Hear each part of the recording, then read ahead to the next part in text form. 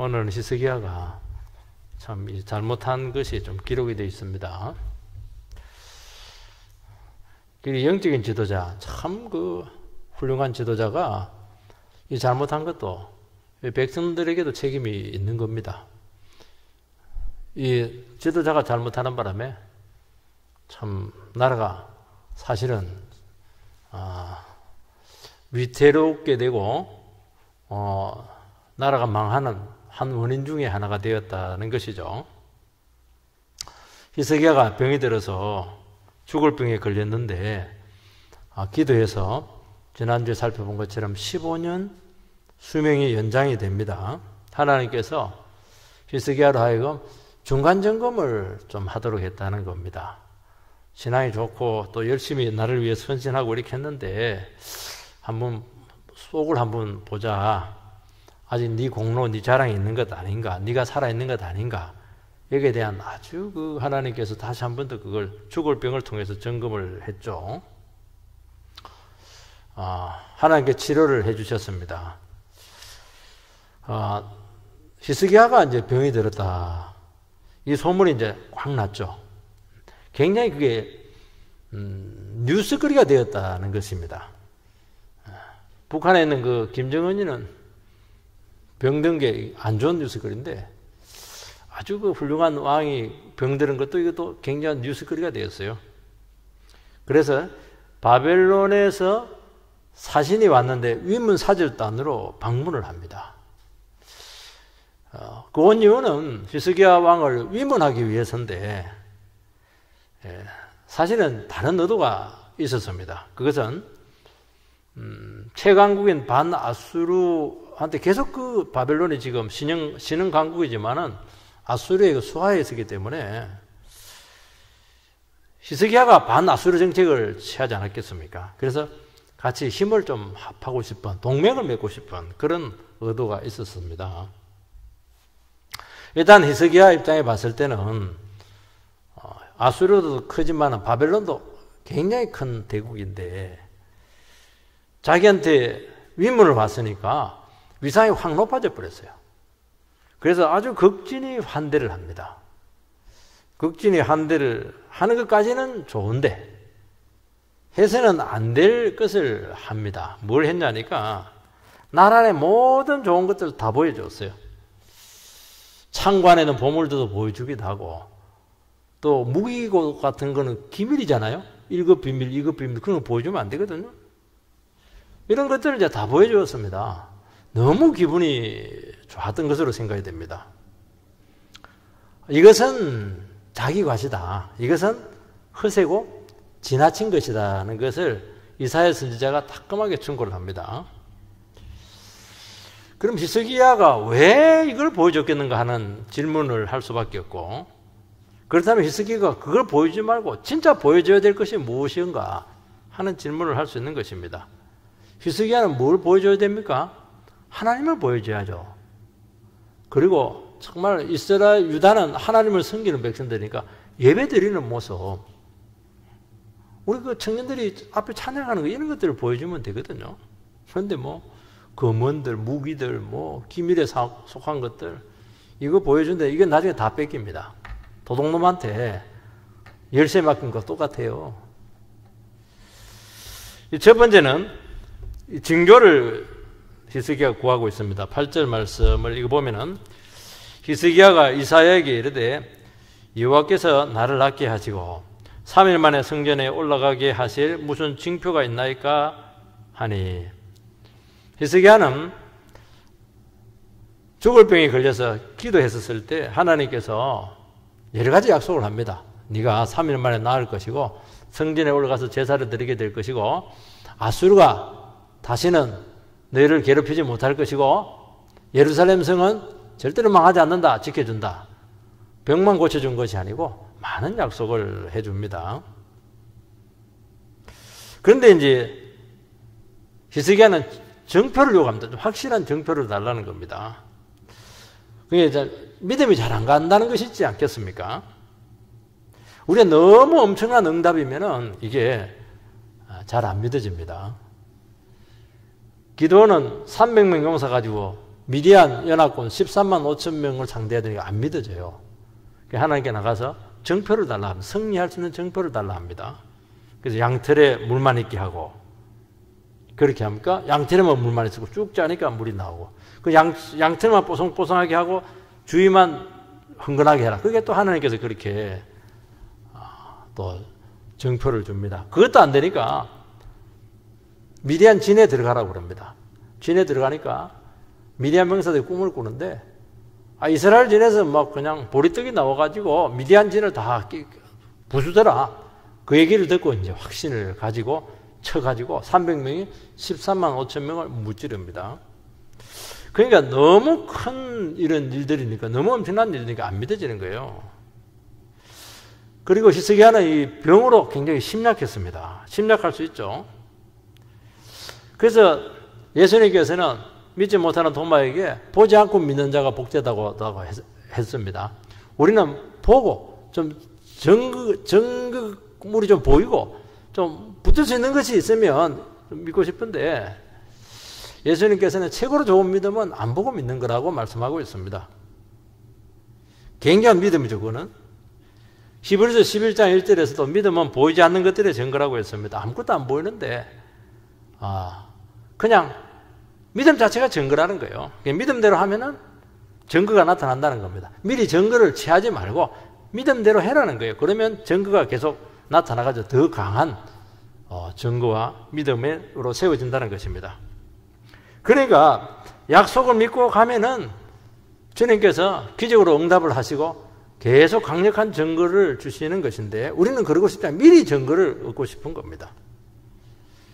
따져보고 이해하고 설득이 되면은 믿겠다 이렇게 하는데, 안 믿는 것보다 낫긴 한데 좋은 믿음은 아니다는 것이죠. 왜냐하면 믿음이라고 하는 자체가 이미, 믿음이라고 하는 자체는 100% 믿을 만한 이유가 있는 건 믿는 거는, 그건 누가 못 믿어요. 그냥 약속만 딱 던져놓고 아무 증거가 없는데 믿을 만한 어떤 이런 의지할 만한 것이 없을 때 그 믿는 것이 믿음이죠. 그래서 모험이 필요한 것이고, 하나님의 말씀 앞에 자기 자신을 던지는 이런 헌신이 필요한 것입니다. 그래서 너무 증거를 찾는 것은 좋지가 않아요. 하나님의 말씀 들으면은 믿는 거예요. 최고로 좋은 믿음입니다. 마리아가 그랬잖아요. 네 몸에서 예수 온다. 그러니까 계집종이니 말씀대로 될지어다. 주의 말씀은 능치 못함이 없습니다. 그게 좋은 믿음이에요. 사가랴를 자꾸 따집니다. 자꾸 따져요. 세례 요한의 아버지 자꾸 따집니다.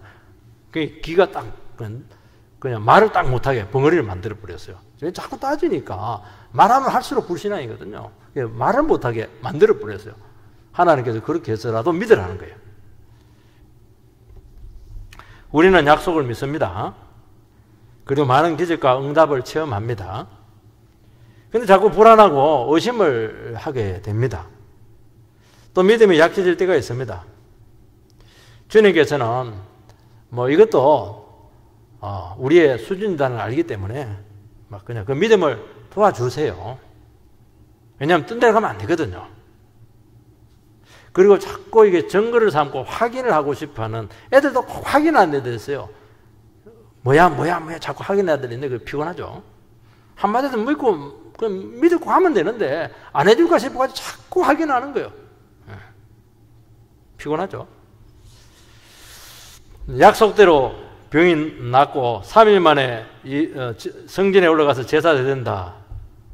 여기에 대해서 증거를 달라는 것입니다. 만약에 그 증거를 주면 또 어떻게 됩니까? 또 불안이 찾아와요. 어떤 불안이 찾아옵니까? 재발되면 어떻게 하나? 15년이라고 했는데 15년 수명을 채울 수 있을까? 아수르 침략에서 하나님이 도와주신다고 하긴 했지만은 진짜 도와줄 수 있을까? 예루살렘 성으로부터 지켜줄 수 있다고 하지만은 지금 힘이 약한데 무사할 수 있을까? 그러니까 계속 증거가 필요한 거예요. 불안한 것입니다. 그래서 우리의 믿음과 미래라고 하는 것은 자꾸 믿음으로 만들어 가야 돼요. 가만히 있다고 되는 것이 아니고 자꾸 믿음으로 만들어 가야 되는데 내 혼자 되지 않고 하나님과 이 공동 작업입니다. 공동작업이에요. 그래서 하나님과 함께 계속 도움도 구하기도 이렇게 하면서 자꾸 이게 우리가 믿음으로 세워져야 된다는 겁니다. 중국의 최초의 선교사 중에 한 분이 누구냐면 허드슨 테일러죠. 중국 내지 선교회 창설자인데요. 영국 사람입니다. 중국으로 항해를 해가는데 항로가 이탈이 되어서 식인종의 섬으로 지금 배가 지금 가고 있는 겁니다. 문제는 바람 한 점 불지 않고 항로를 바꿀 수가 없어요. 그 먼 길을 왔기 때문에 이거 뭐 노로 되는 게 아닙니다. 그래서 허드슨 테일러 선교사님은 갑판에서도 기도를 합니다. 그리고 바람 한 점 없는데도 불구하고 돛을 올리게 합니다. 근데 기도하는 중에 바람이 불어가지고 가까스로 섬을 스쳐가요. 해안가에서 뭐 입맛을 착착 다지고 있었던 원주민들이 굉장히 그 섭섭한 얼굴을 봤다. 뭐 이렇게 증거를 합니다. 저거 전부 다 내 밥인데 그냥 가버린 거예요. 옆으로 싹 아슬아슬하게 탁 끼갔다는 거예요. 허드슨 테일러가 이런 일촉즉발의 위기 속에서도 담대히 기도할 수 있었던 것은 허드슨 테일러는 영국에 있을 때 나는 중국에 가야 되기 때문에 그때 중국에 대해서 누가 할 수가 있어요. 19세기 말인데 하나님과 함께 공동작업을 많이 했어요. 믿음으로. 주인이 막 월급을 잊어버려요. 월급날을. 그래도 어떻게 나는 절대로 내 스스로 월급 날짜를 하지 않는다. 그렇게 한 거예요. 그래도 끝까지 말 안 했어요. 근데 하나님께서 생각나게 해가지고 또 월급을 주게 하고 이런 여러 가지 믿음의 공동작업을 허드슨 테일러는 영국에서 많이 선교사로 가야 되니까 또 아플 때는 어떻게 해야 될 것인가 이런 것들을 많이 하나님과 함께 응답에 대한 체험을 했던 것입니다. 여러분 하나님의 약속의 말씀과 이 불신앙과의 싸움이 굉장히 치열합니다. 그래서 우리는 약속에 대한 확인이 필요해요. 그래서 이 교회가 필요한 이유가 뭐냐니까 혼자서는 절대로 안 됩니다. 그래서 교회에서는 우리가 뭘 하느냐니까 하나님 말씀대로 했더니만 하나님께 역사하시더라. 이런 것들을 서로 자꾸 확인을 해줘야 돼요.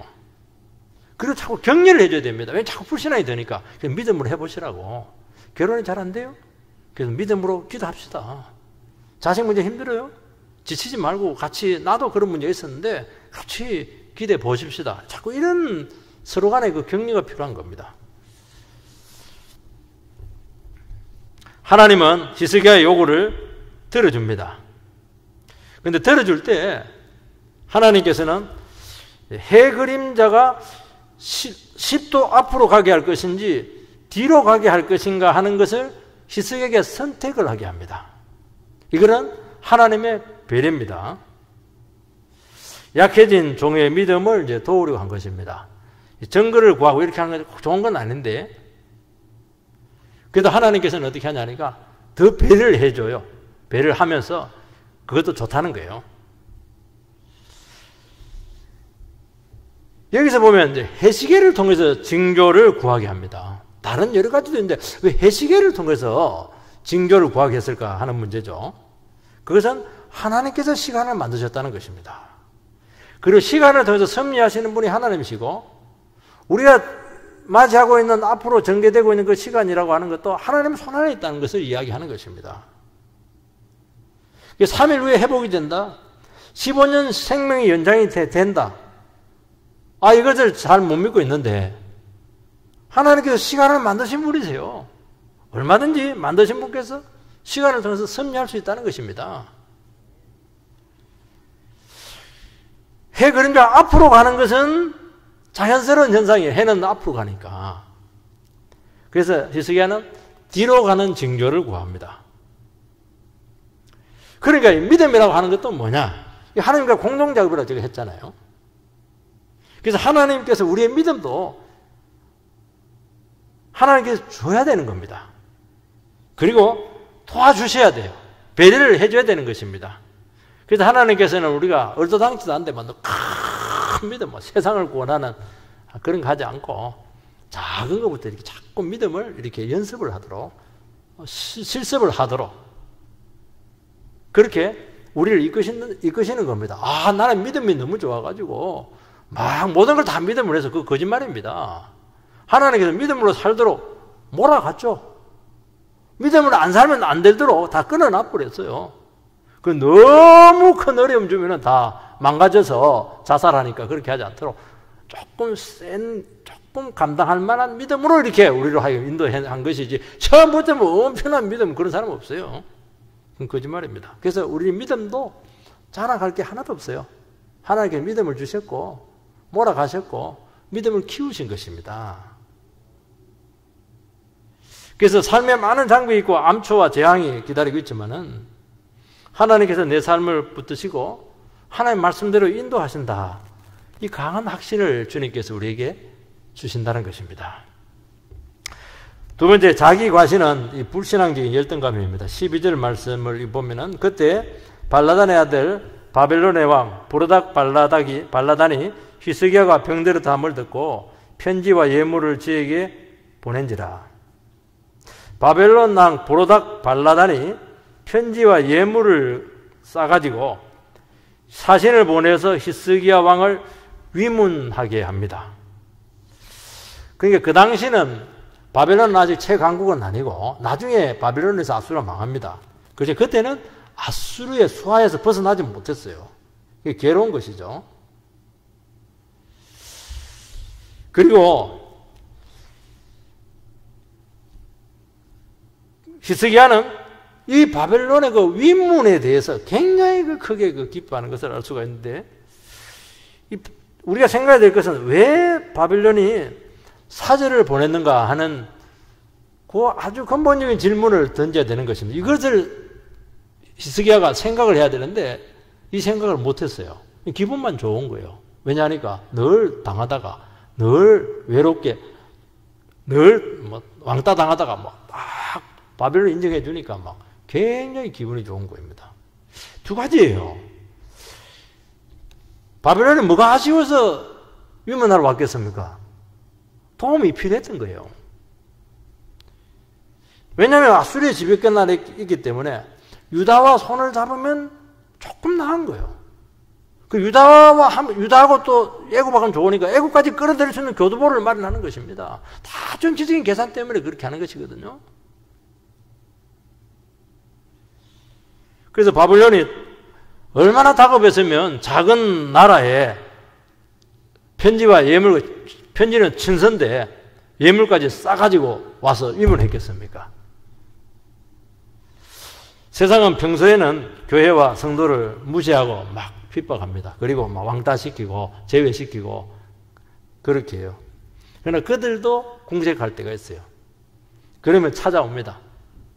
체면 불사하고 그 도움을 이렇게 구하는 거예요. 이때 우리가 어떻게 해야 되는가 하는 참 중요한 질문을 던져야 되는데 어떻게 해야 됩니까? 이때 분명히 우리는 입장을 밝혀야 됩니다. 우리가 실제로 도와줄 만한 것은 없고 자랑할 것도 없고 우리가 해줄 것은 하나밖에 없습니다. 기도해 주는 것밖에 없어요. 복음을 전하고 하나님을 전하게 되고 하나님을 바라보세요. 그거밖에 해줄 게 없습니다. 그게 답이에요. 그래서 하나님의 능력을 그들에게 체험하게 하는 겁니다. 근데 이걸 안 해요. 이걸 안 하고 딴짓을 한 것입니다. 두 번째는 왜 찾아왔냐면은 정말 유다가 실제적인 도움이 될 수 있는지 확인은 차 온 겁니다. 왜냐하면 유다는 굉장히 작은 나라인데 뭔가 세상 나라들과 달랐어요. 그게 너무 이상하다는 거 이게. 객관적으로 주목을 끌만한 것 없어요. 나라가 큰 것도 아니고 백성이 많은 것도 아니고 경제가 막 뛰어난 것도 아니고 군사력이 많은 것도 아니고 너무 작은 나라예요. 그런데 무시할 수가 없는 거예요. 이 작은 나라가. 지정학적으로 생존이 불가능한데 이상하게 안 망한 거예요. 북이스라엘은 망했는데 남유다는 안 망하는 거예요. 이게. 저 뭔가 있다는 거예요. 뭔가 있다는 거예요. 비밀이 뭐냐는 거예요. 저 비밀. 어느 역사학자는 대한민국은 존재할 수 없는 나라인데 고유한 역사와 문화를 가지고 5,000년간 남아 있는 것 자체가 역사의 아이러니다. 그렇게 이렇게 기록한 것을 제가 읽어봤습니다. 근데 사실은 진짜 우리나라가 주목을 받은 것은 기독교가 들어오면서요. 기독교가 들어오면서 엄청난 격변이 일어나게 되고 지금까지 오게 된 겁니다. 그 비밀이 뭐예요? 5천년 역사상 이렇게 잘 사는 때가 없었는데 그 비밀이 뭡니까? 교회의 유입이고 복음의 전파였습니다. 그게 비밀이에요. 지금 우리나라 한류한류 이래서 왔는데요. 그 모든 부흥의 비밀이 어디 있습니까? 교회죠. 복음이에요. 바벨론이 찾아온 것은 도대체 유다라고 하는 그 아이러니, 역사의 아이러니, 그 생존과 부흥의 비결이 무엇인가 궁금했던 거예요. 자기도 지금 힘들거든요. 지금 그거 배우고 싶은 거예요. 그래 아수르의 침략에 하루 저녁에 천사가 와가지고 18만 5천 명이 죽습니다. 세상에 이런 일이 어디서 생기는 겁니까? 신기한 거예요, 이게. 알 수 없는 힘과 기적이 거기에 있고 뭔가 신의 그런 임재가 있는 것입니다. 주변 나라 우상들과 뭔가 다른 특별한 신의 존재를 느꼈던 것이 궁금한 거예요, 이게. 누구냐는 게 이게. 히스기야가 죽을 병에 걸렸는데 죽지 않고 또 다시 살아나는 것입니다. 유일신을 믿어요? 율법이라고는 아주 탁월한 그 법을 가지고 있습니다. 모든 것이 특이한 거예요, 이게. 이런 하나님의 백성들은 세상적으로 보면은 평범이하라고 제가 늘 얘기했잖아요. 날고 기는 사람 많아요. 우리 돈 많다고 그러는데요. 진짜 돈은 세상에 다 있어요. 진짜 돈 많은 사람 많아요. 평범이야, 특별하잖아요. 근데 만나서 교제해보면, 대화를 해보면 쉽지가 않아요. 무시할 수가 없어요. 쉽게 말해서 세상적으로 별 가진 것도 없는데 저렇게 당당한 겁니다. 위기가 왔는데도 불구하고 도리어 가진 사람이 많은 사람인데 더 벌벌 떨어요. 근데 도리어 더 비굴하지 않고 당당하고 말이죠. 도대체 저 비밀이 뭐냐는 거예요, 이게. 보이지 않는 어떤 힘의 역사를 느꼈다는 것입니다. 성도는 세상에 모르는 어떤 힘이 있고 그 영적인 비밀이 세상을 신앙으로 이끄는 것입니다. 그 하나님께서 주신 거예요. 그래서 기독교라고 하는 것은 빨아당기는 거예요. 찾아가기도 하지만은요. 사람들이 빨려 들어오는 거예요, 이게. 그 신기해가지고.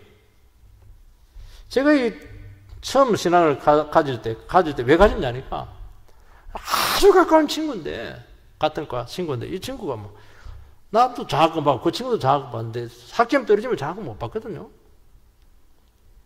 시험을 앞두고 있는데 주일 성수하는 겁니다. 주일 성수만 하는 게 아니고 주일학교 교사까지 해가지고 주일학교 교사까지 하고 저녁 예배까지 하고 저녁 8시, 9시에 들어오는 거예요. 지금 목회하고 있는데 지금도. 그때 대학교 때. 나는 장학금 받아야 되니까 열심히 공부해도 힘든데 이 친구는 다른 사람 도와줘가면서 이렇게 그냥 예배 드려가면서 반사해가면서 그리고 신앙생활 하면서까지도 내보다 여유가 더 많은 거예요. 이 비밀이 뭐냐는 거예요, 이게. 궁금해 물어봤어요. 너 창세기 1장 1절 천지를 하나님께 창조했다는 거 믿냐? 그러니까 믿는다는 거예요. 충격이었어요. 저는 안 믿었거든요. 세상은 시간을 더 쓰고 열심히 사는데도 불구하고 여유가 더 없어요. 늘 시간이 없다고 그래요. 늘 쫓겨요, 이게. 도대체 그 여유의 비밀이 뭐냐는 거예요. 신앙의 힘이라는 것을 알고 사람들은 충격을 받는 것입니다. 성도는 이런 믿음의 비밀들이 참 많다는 것입니다. 세상은 이 비밀에 관심이 있는 거예요. 돈에 관심이 있는 게 아니라니까요. 지위에 관심이 있는 게 아니에요. 집에 관심이 있는 게 아니에요. 그때는 더 좋은 집에 산다니까요. 그래서 성도들은 세상에 그 헛된 것을 찾아오면 정죄를 하죠. 그리 살지 말라고. 그리 살지 말고 하나님 의지하라고 전도해야죠. 영적인 세계로 초청하는 겁니다. 여기에 대해서 히스기야가 잠시 헷갈려 버렸어요, 이 사람이. 그렇다면 세 번째 히스기야가 보여준 것이 뭐냐는 것입니다. 13절을 보면은 히스기야가 사자들의 말을 듣고 자기 보물고의 금은과 향품과 보배로운 기름과 그의 군기고와 창고의 모든 것을 다 사자들에게 보였는데 왕궁과 그의 나라 안에 있는 모든 것 중에서 히스기야가 그에게 보이지 아니한 것이 없더라. 다 나오잖아요. 다 보여줬다 이렇게 하면 될 텐데 막 보물고 금은 향품 보배로운 기름 군기고 창고의 모든 것 보이지 아니한 것이 없더라. 성경에 이거 왜 다 기록해요? 쓸데없는 거 했다는 거예요. 조롱하는 겁니다. 왜 이런 거 쓸데없이 보여주냐는 거예요. 이게. 그렇게 보여줄 게 없냐? 지금 그 얘기하는 것입니다. 히스기야가 너무 신이 나가지고 위상이 올라가니까 보여줬는데요. 그렇게 하는 겁니다. 저도 한 번씩 지인들이 한 번씩 오면 저희 교회 한 번씩 소개를 해요. 그냥 특히 3층 본당도 보여주고 이렇게 해요. 근데 보여주고 싶어서 안달이 되면 그 문제라는 거예요, 이게. 자기 자신과 상황에 대한 이 과시하고 싶은 마음, 허세가 있었다는 것입니다. 왜냐하면 그동안 너무 위축되었거든요. 너무 눌렸거든. 너무 고립이 돼서 외로웠어요. 인정을 못 받았어요. 바벨론이 턱 알아주니까 막 무방비 상태가 된 것입니다. 성도도 인간이기 때문에 세상에 대해서 당당하고 뭔가 보여주고 싶은데 하나님께 실제로는 보여줄 게 별로 없게 만든 경우가 참 많아요. 그래서 자칫하면은 초라하고 위축이 됩니다. 거의 항상 형제여 자매요 최고다 이렇게 하는데 명절에 그냥 가족들 만나면 갑자기 그냥 초라해질 수가 있는 것입니다. 위기죠.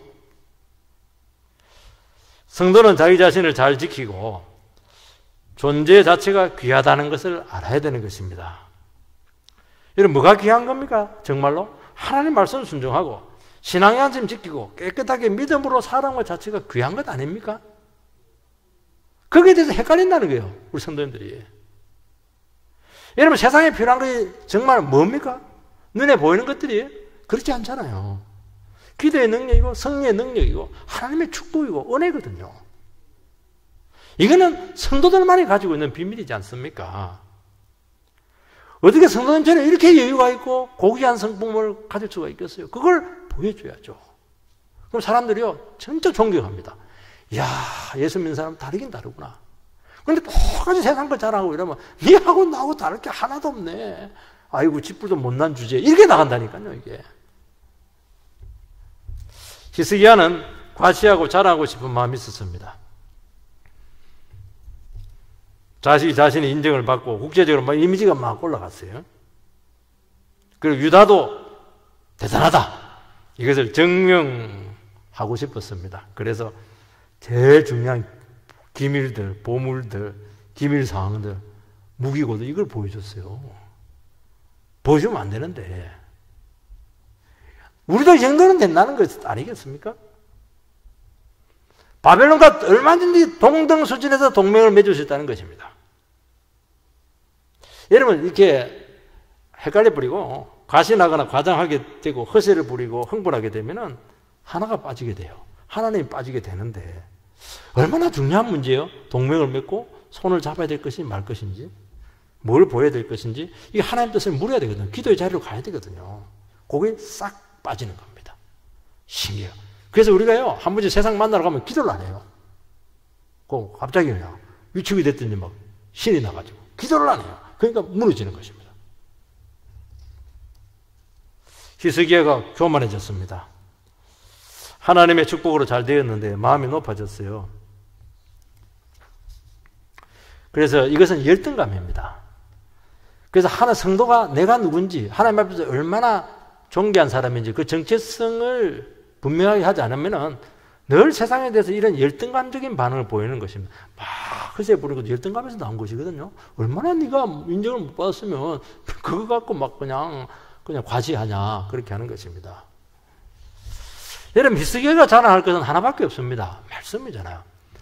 히스기야처럼 신앙이 좋은 사람 누가 있어요? 신앙을 자랑하면 되죠. 너무 큰 게 있는데 병을 고치는 하나님의 능력도 있잖아요. 자기가 병 고침 받았잖아요.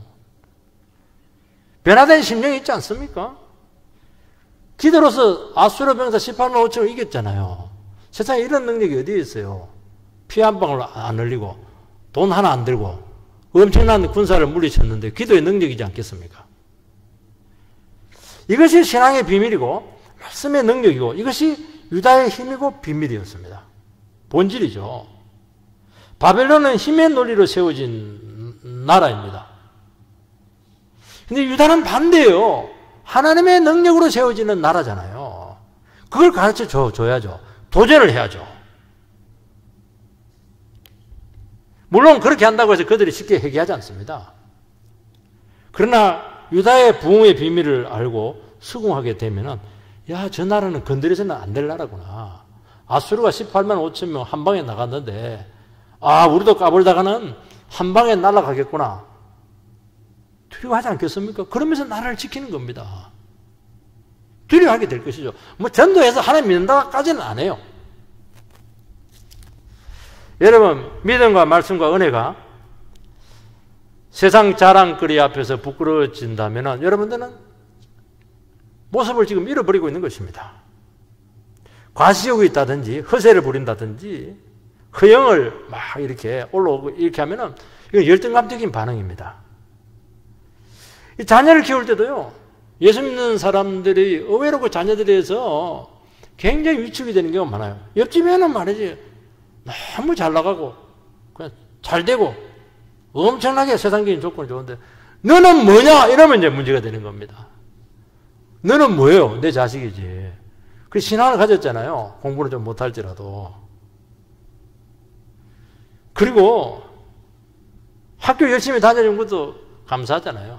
중요한 건 하나님께서 이 아이에 대한 계획이 있지 않습니까? 그걸 못 보고 단순하게 세상적인 조건하고 비교를 하는 것입니다. 그러면 이게 문제가 되는 거예요.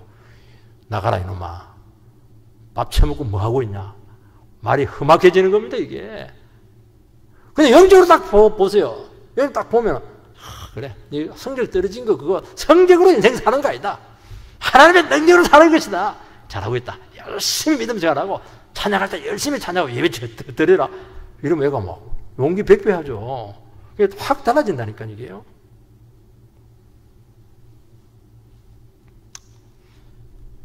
신앙 좋지만 그래도 이러면 안 돼요.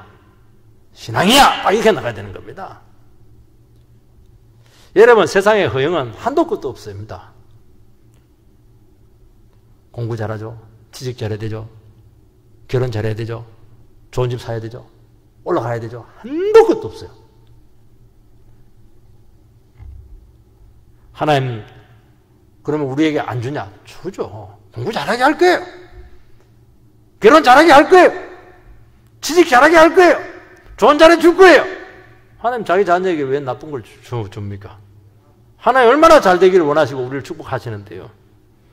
다 가져야지. 우리는 다 가져야지. 우리 욕심 많은 사람이에요. 배가 고파요 지금. 그렇지만 정말 중요한 것이 무엇인가 하는 것을 알고 그것을 돌아봐야 된다는 것입니다. 히스기야는 뭐 다 보여주었어요. 기회 안 죽으려고. 순진하죠.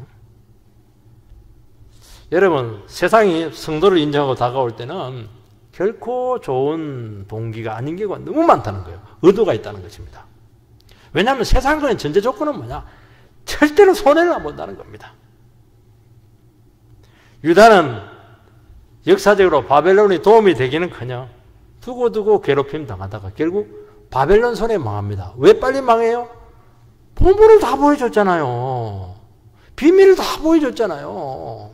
가만히 두고서 그때부터 저거 어떻게 훔쳐낼까, 어떻게 삼킬까 그거 연구하는데요. 그래서 우리는 말씀과 성령으로 세상을 섬기는 것입니다. 말씀과 하나님을 소개하면 나도 살고 세상도 복될 수가 있다. 그렇게 말씀하고 있는 것입니다.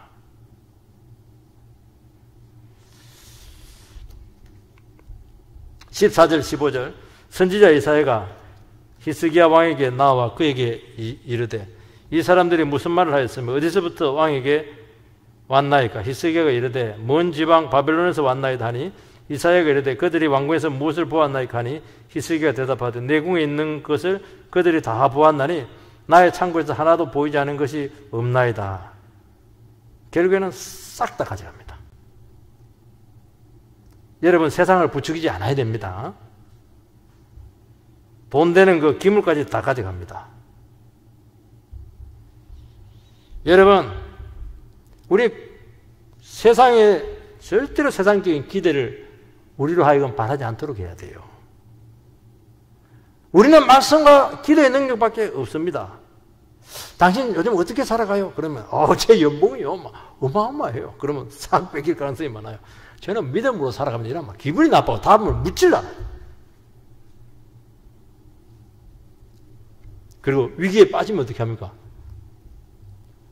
안 믿는 사람도 위기에 빠지면 대책이 없어요. 돈으로 해결이 안 되거든요, 이거는. 그러면 어떻게 하면 기도해 주죠.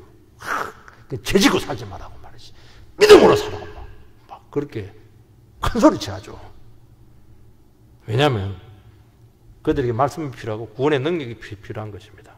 19절 말씀을 보면 히스기야가 이사야에게 이르되 당신이 전한 바 여호와의 말씀이 선하니이다 하고 또 이르되 만일 내가 사는 날에 태평과 진실이 있을진데 어찌 선하지 아니하리요 하니라. 참 히스기야의 반응이 실망스러워요. 다 뺏긴다 이렇게 하니까 어떻게 합니까? 내 때는 괜찮겠죠. 안 뺏기겠죠. 요 소리 하는 겁니다. 나는 괜찮겠죠. 그러면 그 고통이 누구에게? 다음 세대에게 넘어가는 것입니다. 관심이 없어요. 여러분 하나님의 말씀을 딱 들으면은 이건 경고잖아요. 심각해야 되는 것입니다. 내 살자고 미래 세대를 내가 죽이고 있구나. 내가 전혀 본이 못 되고 있구나. 정신을 딱 차려야 되는데 내 때는 이런 일을 안 당하겠지. 이 썩은 생각입니다. 이게 절박감이 빠진 게 긴장감이 빠진 것입니다. 이것이 유다가 멸망이 되고 있다는 신호입니다. 이 영적인 왕이 이 정도 반응을 보였다는 것은 이미 유다는 거의 소망이 없다는 것이죠. 이게 너무 비참한 거예요. 예수 믿는 사람들이 막 미래 시대에 대해서 관심을 가지고 희생을 하고 깨어있고 기도하자고 그러고 그럴 때는 가망성이 있어요. 근데 교회들마다 전부 다 풀이 주고 가지고 우리 교회만 잘 먹고 잘 살고 우리 부서만 잘 먹고 잘 살고 우리 집만 잘 먹고 잘 살고 그러면 된다. 그게 망조의 시초가 시작되는 것인데 금방 망합니다. 금방 망해요. 나만 편하면 어떻게 돼요? 내만 다 퍼먹고 그 빚을 누가 갚아요?